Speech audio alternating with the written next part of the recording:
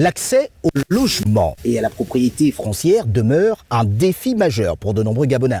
L'urbanisation croissante exige une politique proactive visant à sécuriser le foncier, améliorer l'aménagement des espaces et offrir des logements accessibles à tous les Gabonais. Madame, Messieurs, bienvenue dans ce plateau spécial consacré à l'actualité gabonaise, puisque Brice Clotaire Oligui Nguema, qui accompagnait bien sûr le ministre de l'Habitat, de l'Urbanisme et du Cadastre, Maïs Muissi, lançait il y a quelques jours de cela le projet visant à réaliser 3100 logements sur le site de Bikele-Zong. C'est dans le Grand Libreville. Merci à vous de nous suivre, Monsieur le ministre, et merci à vous également d'accepter de répondre aux questions de la rédaction de Gabon 24. C'est un plaisir. Monsieur le ministre, lorsque l'on parle de ce projet, on a vu le lancement en présence de Brice Clotaire Oligui Nguema. Il s'avère qu'une question importante se pose avec acuité pour de nombreux Gabonais. À ce jour, quel est le déficit réel en matière de logement au Gabon? Bien, d'abord, je vous remercie de l'initiative de l'organisation de ce plateau qui permettra, je pense, d'expliquer à nos compatriotes ce que nous sommes en train de faire en ce qui concerne la politique du logement dans notre pays. Le déficit en logement, aujourd'hui, il y a plusieurs chiffres qui circulent. Nous avons un chiffre régulier que nous entendons, 200 000. Certains disent 250 000, d'autres disent 300 000. Pour être fixé là-dessus, à l'occasion du recensement général de la population, le chef de l'État a demandé aux équipes de ce recensement de faire également un recensement général du logement. Le recensement est en cours et à l'issue de ce recensement, nous saurons de façon précise quel est le niveau de déficit en logement décent dans notre pays et nous aurons un détail province par province et quasiment quartier par quartier. Est-ce à dire que l'ancien régime n'a pas laissé des chiffres existants, par exemple, pour permettre aujourd'hui au gouvernement de la Ve République de pouvoir mener des actions qui soient concrètes? Le chiffre issu du dernier recensement était de l'ordre de 320 000 logements. Et ce chiffre pose quand même quelques problèmes. Le recensement de 2013 estimait la population du Gabon à 1,8 million. Si nous avons un déficit de 320 000 logements, si on considère que chaque famille c'est à peu près 5 personnes, ça veut dire que nous avons à peu près 1,6 million qui sont dans notre pays et qui sont mal logés. Ce qui ne correspond pas tout à fait à la réalité que nous voyons. Le déficit en logement, c'est le déficit en logement décent.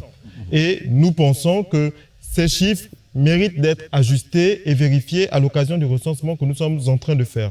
En tous les cas, nous savons qu'il y a un déficit et nous travaillons pour réduire progressivement ce déficit de façon, en même temps, à réduire le mal logement de nos compatriotes. Est-ce à dire que la construction de 3100 logements serait la solution adaptée au problème? D'abord, le déficit est plus important que 3100. Les 3100 logements annoncés par le président ici sur le seul site de Bikele-Zong sont un programme parmi d'autres. C'est une étape. Nous souhaitons faire ici à Bikele et à Essassa 3100 logements. Il y a un autre programme qui est en cours en ce moment au niveau d'Akanda avec une société marocaine qui, elle, a la mission de construire 5000 logements sur une période de 7 ans. Si vous allez à Okolassi, vous remarquerez qu'il y a 50 maisons qui sont déjà au pignon et ils ont commencé 50 autres logements. C'est une société chinoise qui s'appelle Hongmen qui, elle, a la mission de construire en 3 ans 1000 logements. L'objectif est de multiplier comme ça ces programmes dans le Grand Libreville et à l'intérieur du pays de façon à avoir une masse critique de logements qui se construit chaque année et progressivement inverser la courbe. Là, nous avons un déficit qui se creuse d'année en année. Ce que nous essayons de faire, c'est d'avoir un déficit qui se réduit d'année en année. Alors, est-ce que pour le Gabonais lambda, doit-il comprendre que ce programme, par exemple, issu du pilier numéro 3 de Brice Clotaire Oligui Nguema, puisqu'on parle d'une ambition claire dans ce programme en matière d'habitat, est-ce à dire que de façon concrète, la problématique liée au logement sera résolue de façon définitive, sur le court, le moyen et le long terme? L'ambition du président, et vous faites bien de citer le pilier 3 de son programme qui concerne le logement, est d'axer la politique d'habitat sur 3 piliers. Le premier, c'est de faciliter l'accès à la terre aux Gabonais parce que le président a constaté qu'on a un réflexe à l'autoconstruction. Beaucoup de Gabonais construisent eux-mêmes leurs maisons et parfois construisent des maisons de très bonne qualité. Le problème, c'est que souvent, ils n'ont pas accès à un terrain viabilisé et ils se retrouvent à construire dans des endroits qui sont parfois non constructibles. Donc, vous êtes au courant qu'il y a un programme qui a été lancé pour aménager des parcelles, les céder à des prix en dessous du marché aux Gabonais pour que ceux qui sont habitués à l'autoconstruction et qui préfèrent l'autoconstruction puissent y accéder. Depuis que le président a été élu, il y a plus de 10 000 parcelles qui ont été aménagées dans le pays. Il y en a 4 200 qui ont été commercialisées déjà par la SNI. Et chaque jour, nous produisons de nouvelles parcelles pour ceux qui veulent aller dans l'autoconstruction. Pour ceux qui préfèrent se voir construire les maisons, on a ce programme qui est lancé. On a les 3100 logements ici, sur le site de Bikele et des Sassa. Nous avons les 5000 logements sur 7 ans qui vont être construits du côté d'Akanda avec Adoa. Et nous avons un dernier volet. Ce sont ces Gabonais qui sont installés sur des terres parfois même viabilisées, mais qui n'ont pas de titre foncier. Et là, le pilier du président dans son programme, le pilier numéro 3, demande que nous allions vers la régularisation foncière. Et c'est ce que nous avons fait.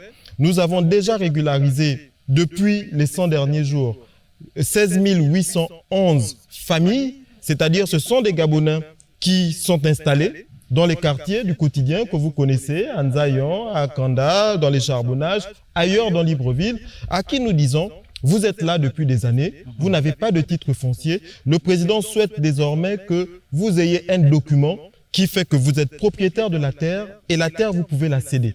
Notre objectif est, d'ici la fin du mois de juin, de régulariser 20 000 familles. Nous sommes à 16 811. Nous pensons que nous allons atteindre les 20 000 dans les 2 semaines. Et l'objectif pour la fin de l'année est de faire en sorte qu'en un an, on ait régularisé, on ait créé plus de titres fonciers en un an que ce qui a été fait dans toute l'histoire du Gabon, c'est-à-dire 33 000. D'accord. Mais, monsieur le ministre, lorsque l'on parle de 3100 logements, il y a quand même que derrière ce programme, il est également évoqué 128 milliards de francs CFA nécessaires à la réalisation de ce programme. D'où sort cet argent? Permettez-moi de vous poser la question. Non, vous faites bien. C'est de l'argent qui a un rôle et un lien avec le contribuable. Donc, nous devons être transparents là-dessus. D'accord. Pour financer le logement, nous avons décidé de faire comme ça se fait dans les pays qui ont réussi. Oui. Nous cherchons des partenaires techniques et financiers qui nous accompagnent. Dans le cadre de ce projet, et je dois le dire, le président s'est personnellement impliqué en sollicitant personnellement 2 banques, le groupe BGFI Bank, un groupe national, un champion national, et un groupe africain, le groupe Coris Bank, que le président d'ailleurs a invité à s'installer au Gabon. Donc c'est une banque qui va ouvrir au Gabon, mais avant même de s'être installée, ils ont déjà mobilisé 28 milliards pour financer ce projet. C'est la somme des 100 milliards mis sur la table par BGFI Bank et les 28 milliards de Coris Bank qui permettent et qui vont aider à faire le projet sur le site de Bikele et sur le site des Sassa. Vous pouvez aussi parler du financement d'Akanda. À Akanda, le programme que nous menons avec Adoa, c'est de l'autofinancement Adoa. C'est-à-dire, l'État ne met pas d'argent. Nous avons aidé à disponibiliser le foncier. C'est la contrepartie de l'État. Le partenaire apporte l'argent, il apporte la technicité, construit, et derrière, il commercialise et il va se rémunérer sur le produit de la commercialisation. Et donc, nous multiplions les incentives de façon à ce que, à gauche, à droite, à travers le Grand Libreville et puis progressivement au niveau des provinces, on puisse voir des bâtiments qui sortent de terre dans lesquels progressivement les Gabonais vont rentrer. Êtes-vous en train de dire qu'il n'y a aucun endettement pour l'État gabonais derrière cet investissement? Ce n'est pas ce que je suis en train de dire. D'accord, les Gabonais ont besoin de Je dis que nous faisons un mix d'investissements. Dans le cadre de Bikele et Sassa, nous avons un financement bancaire. Le financement bancaire va en réalité prendre 2 formes pour être complet. On va avoir un crédit promoteur, c'est-à-dire que les banques vont financer les entreprises ici qui vont construire. Et quand les acquéreurs vont se présenter, les banques vont également financer les acquéreurs pour que ceux-ci, par des crédits long terme, puissent rembourser les crédits promoteurs qui sont en réalité des crédits de moyen terme, parfois même de court terme. Donc on parle de prêts bancaires, par exemple, pour les acquéreurs. Absolument. Alors quel est le mécanisme qui sera mis en place, sinon mis en place, pour l'acquisition de ces logements? Alors, la grande innovation du programme, la grande innovation, et je veux bien que les Gabonais m'entendent, les programmes passés ont eu un défaut que nous avons observé. on demandait aux gens de faire une caution, payer, faire un dépôt de 1, 2, 3 millions pour réserver le logement. Et à partir du jour où vous avez fait le dépôt, le mois suivant, on commençait à vous retirer de l'argent pour le remboursement du crédit qui vous avait été accordé. Là, le président a demandé aux banques de changer le modèle. Le dépôt existe toujours. Le dépôt est un dépôt standard, 3 millions. On dépose 3 millions. Et à partir du moment où vous avez déposé 3 millions, vous ne serez retiré sur votre salaire de la prime de logement, par exemple, si vous êtes fonctionnaire, qu'au moment où on vous remet les clés. Ce qui vous évite, pendant la période de construction, de rembourser un crédit d'une maison dans laquelle vous n'habitez pas et payer un loyer d'une maison dans laquelle vous habitez, vu que la maison pour laquelle vous avez payé n'est pas encore terminée. Non, redites-le plus clairement, monsieur le De ministre. façon plus simple. Voilà. De façon plus simple. Vous donnez, si monsieur Agaya veut une maison, il a une petite épargne de 3 millions. S'il n'a pas cette épargne, il peut faire un crédit. D'accord? Il prend ces 3 millions, il dépose. On réserve le logement de monsieur Agaya. Et tant qu'on n'a pas donné les clés à monsieur Agaya, si le logement a une valeur, par exemple, de 23 millions, on considère qu'il a déjà donné 3 millions. Pour le remboursement des 20 millions restants, on va attendre que monsieur Agaya prenne possession de la maison, que la maison soit terminée et qu'il habite. Ce qu'on ne veut pas faire, c'est que monsieur Agaya, la maison n'est pas encore terminée, il est encore locataire et on commence à lui prélever de l'argent sur son salaire pour rembourser une maison qu'il n'habite pas encore, alors que pendant ce temps, il continue de payer un loyer, ce qui fait une double charge. Et il va se retrouver dans une situation où il ne peut pas assumer les deux et il ne va pas payer, ce qui va faire qu'on aura des crédits qui ne seront pas remboursés. Et c'est la raison pour laquelle le président parle beaucoup des fonctionnaires. Parce que les fonctionnaires gabonais bénéficient d'une prime de logement. Et il dit, vous avez une prime de logement, l'État a la possibilité de récupérer cette prime de logement à la source. Tout ce qu'on vous demande, c'est de faire le dépôt de 3 millions pour réserver votre logement. Et lorsque vous rentrez dans le logement, la solde retirera la partie prime de logement pour verser ça directement à la banque qui vous aura accordé le crédit pour commencer à rembourser votre crédit immobilier. Est-ce qu'il y a un mécanisme pour tout fonctionnaire qui souhaiterait faire son dépôt, qui voudrait s'adresser à une banque? Est-ce qu'à partir de ce moment, il y a quand même une facilitation? Alors, d'abord pour l'information... Parce que nous connaissons les banques au Gabon tout de même. Hein. Pour l'information de tous, nous sommes en train de constituer et d'ouvrir un guichet qui sera un guichet à la fois pour faire du renseignement large, pour tous les Gabonais qui le souhaitent, mais aussi pour recevoir progressivement les informations sur les dépôts des compatriotes qui sont concernés. Le dépôt se fera sur ce qu'on appelle un compte séquestre, c'est-à-dire ce compte il est déjà ouvert, ce compte séquestre va accueillir tous les dépôts. Et en réalité, ces dépôts vont même servir de garantie pour les banques, qui vont voir que les logements qu'ils financent sont déjà réservés.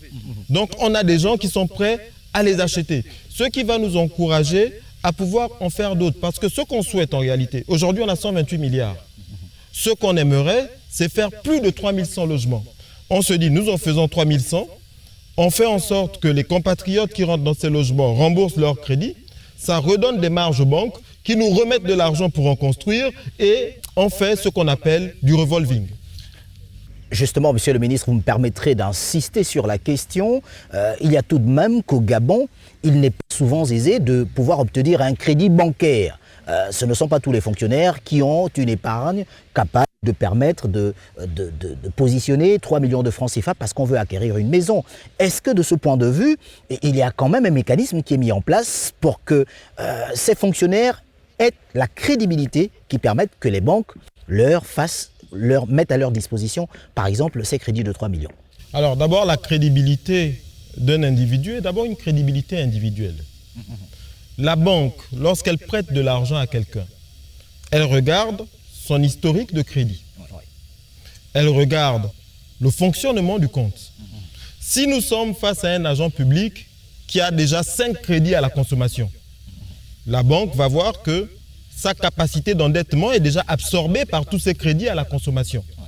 Peut-être que la banque sera un peu plus réservée sur celui-là. Par contre, elle va regarder un autre agent de l'État qui a peut-être un peu d'épargne, qui n'a peut-être pas de nombreux crédits, qui a eu un fonctionnement de compte régulier, qui n'a pas un compte régulièrement débiteur. Elle va dire, Là, j'ai un agent de l'État que je peux accompagner. Et comme nous sommes dans une phase où les maisons dont nous lançons la construction aujourd'hui vont se construire progressivement, nous donnons déjà l'information aux uns aux autres pour dire, écoutez, voici ce que nous faisons. Voici comment ça va marcher. Vous pouvez commencer à améliorer le fonctionnement de vos comptes pour devenir éligible auprès des banques. Parce que les banques sont un acteur incontournable. On a des fonctionnaires qui travaillent dans certaines administrations qui ont des très hauts revenus pour qui 3 millions ne posera pas problème. Mais le président ne veut pas s'adresser uniquement à ces fonctionnaires-là. Il veut s'adresser à tout le monde. Et pour ça, on a besoin de l'accompagnement des banques.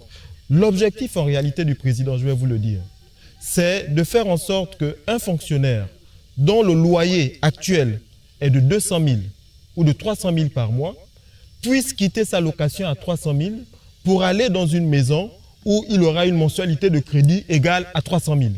Et dans la mensualité de crédit, avec les mêmes 300 000 qu'il utilisait pour louer au quartier, au bout de 10-15 ans, il est propriétaire de la maison, il possède un bien qu'il peut céder à ses enfants. Alors que quand vous êtes locataire, c'est de l'argent à fond perdu. Quand vous donnez de l'argent, vous créez une rente pour le propriétaire, mais le bien ne vous revient jamais. C'est la raison pour laquelle nous travaillons avec les banques pour élargir la mensualité de crédit. Pour pouvoir revenir à des mensualités de crédit qui correspondent plus ou moins au loyer, il faut qu'on soit sur des durées qui soient à peu près de 15 ans. D'accord. Je suis sûr que de nombreux téléspectateurs m'en voudront de ne pas insister sur la question, mais surtout de ne pas l'élargir. Là, on parle de fonctionnaires. Est-ce qu'il y a une ouverture au secteur privé, par exemple, ou à d'autres compatriotes? Absolument. Et je voudrais sur le court, moyen et long terme. Je voudrais rassurer. On a beaucoup parlé des fonctionnaires parce que les fonctionnaires ont un levier qui est celui de la prime de logement. Et donc, c'est très facile. D'abord, le fonctionnaire, il a la sécurité de l'emploi, il a la prime de logement. Et lorsqu'on regarde l'emploi privé formel au Gabon, c'est d'abord un des emplois dans l'administration publique. C'est la raison pour laquelle on parle beaucoup de fonctionnaires. Mais je voudrais rassurer nos compatriotes qui opèrent et qui sont en activité dans le secteur privé. Le programme leur est ouvert aussi dans les mêmes conditions. L'agent du secteur privé qui a ses 3 millions pour venir faire la caution est tout à fait éligible. L'agent du secteur privé, et il y en a quelques-uns, qui peut payer cash une maison, il est tout à fait éligible. Celui qui peut, par le mécanisme du crédit, venir acquérir une maison, sur le même principe. Il a un loyer de 200 000 qu'on transforme en une mensualité de crédit de 200 000, il est tout à fait éligible. Le programme est ouvert à tous les Gabonais. Alors, nous sommes sur les 3100 premiers logements. Évidemment, ce sera au début 3100 dossiers que nous allons retenir sur cet espace. Mais je vous le redis, il y a d'autres logements qui sont en construction ailleurs que Bikele et Sassa. D'accord. Je rappelle d'ailleurs que nous avons une maison témoin derrière nous, en fond de ce plateau. Monsieur le ministre, on parle de construction de logements 3100. Quels seront les différents tarifs en fonction des maisons, par exemple? Est-ce qu'il s'agit de maisons de 3 chambres et de 2 chambres pour le même tarif, le même coût d'acquisition? Alors, vous allez avoir des logements qui vont du 2 chambres jusqu'aux 4 chambres. Vous allez avoir des logements qui vont de l'entrée de gamme jusqu'au haut de gamme, voire le très haut de gamme. Là aussi, le président n'a pas souhaité discriminer les compatriotes. Il veut s'adresser à toutes les couches sociales, les couches sociales les plus défavorisées jusqu'aux couches sociales les plus aisées. L'objectif du président, en faisant en sorte que sur le même espace, on ait de l'entrée de gamme, du milieu de gamme et du haut de gamme, c'est de créer ce qu'on appelle la mixité sociale. Il y a quelque chose qui n'a pas très bien réussi dans certaines banlieues, dans des pays développés. C'est-à-dire, on a mis tous les gens qui ont des revenus modestes au même endroit. Et ça crée ce qu'on appelle des ghettos. La mixité sociale veut que dans un espace comme celui-ci, qui est suffisamment grand, qu'on ait des gens et des familles à haut revenu, des familles avec des revenus moyens, des familles avec des bas revenus, de façon à ce que les enfants des familles qui ont des bas revenus fréquentent ceux qui ont des revenus moyens et vont dans les mêmes écoles que ceux qui ont de hauts revenus. Ça crée ce qu'on appelle la mixité sociale et ça permet à l'ascenseur social aussi de fonctionner. C'est la raison pour laquelle dans le cadre de ce programme, on a les différents niveaux de revenus, les différentes gammes de logements. Et en ce qui concerne les prix, nous aurons des logements qui iront de 18-20 millions jusqu'à un peu plus. Mais on va commencer... Pour quelle mensualité, monsieur le ministre? La mensualité, c'est la question la plus importante. La mensualité dépend de la banque. La mensualité dépend de la banque. Si M. Agaya a un salaire de 2 millions, qu'il n'a pas de crédit par exemple, et que M. Mouissi a un salaire de 1 million et qu'il a un crédit, lorsque vous allez aller à la banque ne vous donnera pas la même mensualité parce que vous n'avez pas la même capacité d'endettement. Et si vous n'avez pas la même capacité d'endettement, vous n'aurez pas la même capacité de remboursement. Et donc, elle va moduler par rapport à votre situation personnelle. Ceux qui ont plus de revenus et qui ont peu de charges auront potentiellement une mensualité beaucoup plus élevée parce que leur capacité financière le leur permettra. Ça, c'est ce qu'on appelle l'analyse d'un dossier de crédit dans une banque. Et le résultat de l'analyse d'un dossier de crédit est individuel selon l'usager de la banque. D'accord, monsieur le ministre, j'insiste. Vous le savez, on sait un peu la grille salariale au niveau de la fonction publique au Gabon. Alors, un fonctionnaire, je ne vais pas énoncer la catégorie, mais prenons l'exemple d'un chiffre, 500 000 francs par mois. Qu'est-ce qui sera fait pour que ce dernier puisse partir de l'utopie au rêve? Parce que 3100 logements... Il y a des principes. Il y a des principes. En matière de crédit, il y a des principes. Un fonctionnaire qui a un salaire de 500 000 francs doit avoir une prime de logement qui n'est pas très loin de 100 000 francs. Pas très loin de là. Dans tous les cas, s'il va à la banque, généralement pour un crédit immobilier, le maximum que la banque pourra lui prêter correspond à 1/3 de son salaire. Donc, si vous ne dites pas 500 000, pour faciliter le calcul, disons 600 000, sa mensualité de crédit maximum accordée par la banque sera à peu près autour de 200 220 000, ce qui correspond à 1/3 de son salaire. Sauf si ce compatriote dispose par ailleurs d'une épargne ou bien de revenus complémentaires, par exemple d'une activité agricole ou d'autres choses. Donc, il faut garder à l'esprit que pour une banque, lorsqu'on veut acquérir un bien immobilier, généralement, le taux d'endettement qu'elle accepte correspond à 1/3 du revenu. On a entendu dire, là, oui, il sera possible de payer 50 000 francs par mois dès qu'on aura fait l'acquisition de la maison. Non, il ne faut pas confondre. Voilà, c'est l'explication qu'il faut donner aux Gabonais qui vous regardent. Le président a fait un geste social envers les compatriotes qui ont été déguerpis du lieu dit Plein-Oreti. Des logements leur ont été trouvés ici, à Bikele, dans les logements qui ont été aménagés par la SNI et pour l'UCET. Pour ces compatriotes, pour des conditions sociales, même si la valeur des maisons qu'ils occupent est bien supérieure au loyer qu'ils payent, le président a estimé que pour des raisons sociales, ces compatriotes-là vont payer un montant qui n'excède pas 50 000 francs. Et ça, c'est uniquement pour ces compatriotes. Là, vous avez une maison qui est une très belle maison, avec minimum de standing, avec des pièces qui sont généreuses. Le président a appelé toutes les entreprises qui sont sur cet espace. Il leur a dit, je ne veux pas qu'on mette les Gabonais dans des maisons qui sont exiguës. Quand vous faites des maisons pour le compte de l'État, une chambre enfant, c'est minimum entre 12 et 14 mètres carrés. Une chambre parentale, c'est minimum 16 mètres carrés. Ça veut dire que ce sont des espaces qui sont généreux. Et lorsque vous rentrerez, oui, la valeur mensuelle n'est pas de 50 000, mais en même temps, l'État intervient pour compresser au maximum en faisant en sorte que le coût auquel le foncier est cédé aux entreprises qui construisent soit réduit au maximum pour réduire le prix des maisons qui sont proposées ici. Comment ferez-vous pour garantir la transparence, par exemple, dans l'acquisition de ces logements? Alors, la question de la transparence est une question, de mon point de vue, importante. C'est la raison pour laquelle, premièrement, les informations communiquées seront communiquées à tous en même temps. Il n'y aura personne qui aura une information privilégiée. Tout le monde aura la même information en même temps. Deuxièmement, l'accès à l'information doit être facilité par un guichet de renseignement qui va être ouvert dans les locaux de la SNI. Et en réalité, ce que nous envisageons, c'est sur ce site où nous sommes ici à Bikele, ouvrir un guichet. C'est-à-dire que les gens qui sont assez proches d'ici n'aient pas besoin d'aller à l'Ikwala, au centre-ville, pour se renseigner, qu'ils viennent à côté de leur maison pour le faire. J'ajoute que ceux qui sont à Kanda, on a déjà ouvert un guichet à Malibé. Et ceux qui sont du côté d'Essassa, on a un guichet qui est déjà ouvert à Essassa pour renseigner les compatriotes là-dessus.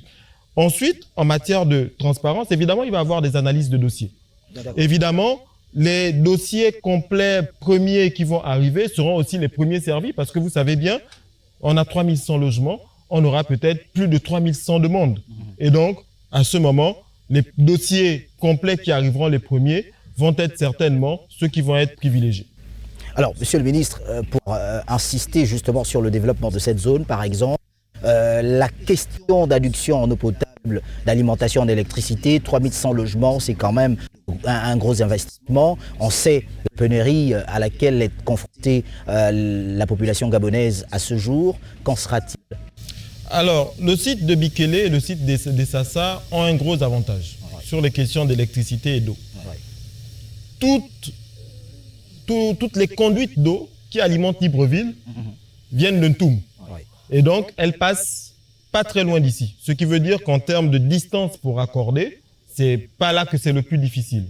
De même, l'électricité vient des barrages de Kingele, comme vous le savez, Chimbele pour une partie. Et là aussi, nous avons les câbles haute tension qui passent pas loin. Le président a instruit avant-hier même, ici sur ce site, les responsables, commencer par le ministre en charge des travaux publics et le ministre en charge de l'accès universel à l'eau et à l'énergie, d'engager sans délai toutes les démarches pour connecter cette zone au réseau de distribution d'eau et d'énergie. Parce que ce que vous dites est fondamental. Vous pouvez construire de très belles maisons, s'il n'y a pas l'eau, s'il n'y a pas l'électricité, c'est pas habitable. Donc, il y a cette instruction qui a été donnée. Ceci a été formalisé au niveau du ministère de l'Habitat par une saisine officielle des ministères concernés. Et je pense que les équipes ont commencé à travailler pour faire du raccordement. Vous verrez, on a déjà quelques câbles qui sont là. Après, on a toute la zone que nous sommes en train d'ouvrir qui devrait être aussi raccordée. Quelle est la période précise du temps de réalisation, par exemple? Parce que oui, c'est annoncé, c'est dit. Brice Clotaire Oligingema a été lui-même d'ailleurs présent lors du lancement de ce programme. Mais quels sont les délais réels? Les premiers logements devraient être finalisés dans les 4 mois. Alors, permettez-moi de vous expliquer la stratégie qui a été mise en place. Je vous en prie. Nous avons 3100 logements. Ce que nous avons interdit aux entreprises de faire, c'est de nous sortir 3100 sous-bassements. On ne veut pas 3100 sous-bassements. Nous voulons des lots. Nous préférons qu'une entreprise sorte 50 sous-bassements, finisse 50 maisons et qu'on fasse rentrer les Gabonais dans 50 maisons, puis fasse un second lot de 50 maisons et ainsi progressivement, plutôt que de faire 3100 logements et on se retrouve comme par le passé avec 3100 logements inachevés. Nous voulons des lots progressifs.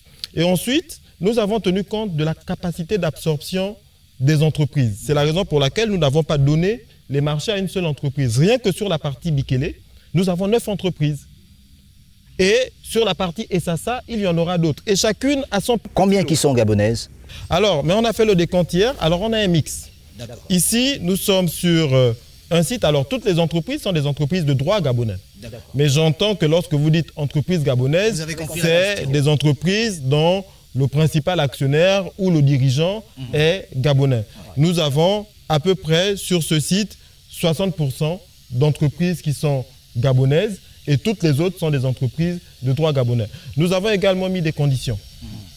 Obligation d'avoir des Gabonais sur les chantiers jusqu'à un certain niveau.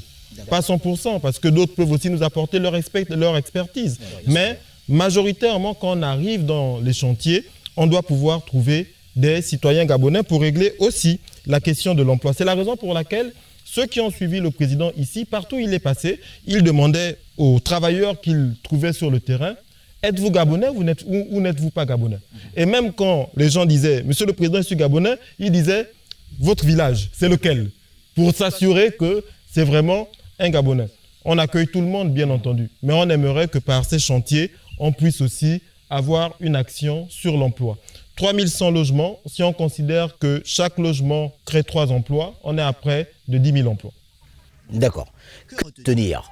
Que doivent comprendre les Gabonais? 128 milliards de francs CFA pour la réalisation de ce programme dans sa première phase. Surtout que beaucoup se demandent qu'en sera-t-il de l'intérieur du pays? L'intérieur du pays n'est pas oublié. D'accord. L'intérieur du pays n'est pas oublié. Au moment même où je vous parle, il y a des chantiers de logement à l'intérieur du pays. Je peux vous en citer. Dans le Haut-Ogooué, nous avons autour de Franceville une cité d'une centaine de maisons qui est en train de se construire. Si vous allez à Lambaréné, nous avons un projet de 50 logements qui est en cours. Je suis passé il y a une semaine. Les pignons sont là, certaines maisons sont déjà tollées, il y en a 50, je les ai visitées. À l'entrée de Lambaréné, Morel et Prom va faire 50 autres. Vous descendez, vous allez dans le sud, à Ndende, il y a 40 maisons. Vous allez à Lebamba, il y en a 18. Vous allez à Makongonu, il y en a 40. Vous allez à Mandji, il y en a 50. Vous allez au niveau de Port-Gentil, il y a les chantiers de la SNI. Vous allez à Makokou, il y a 40 à 50 maisons qui sont en cours de construction pour le 30 août. Donc, ce qu'on essaye de faire, c'est de pouvoir lancer des projets un peu partout en province, en même temps, avec des tailles différentes, en tenant compte de la spécificité de chaque province et des moyens dont dispose l'État pour permettre que le déficit que nous essayons de régler ici à Libreville, nous puissions également avoir une action décisive à l'intérieur du pays. Ce sera votre mot de la fin, monsieur le ministre gabonais en charge de l'habitat, de l'urbanisme et du cadastre. Je rappelle que vous êtes monsieur Maïs Mouissi. Vous retrouvez lors d'autres événements en rapport bien sûr avec le développement concernant le logement au Gabon. Je vous remercie. Merci également à vous qui nous avez suivis. N'oubliez pas, l'actualité se poursuit sur Gabon 24. Au revoir.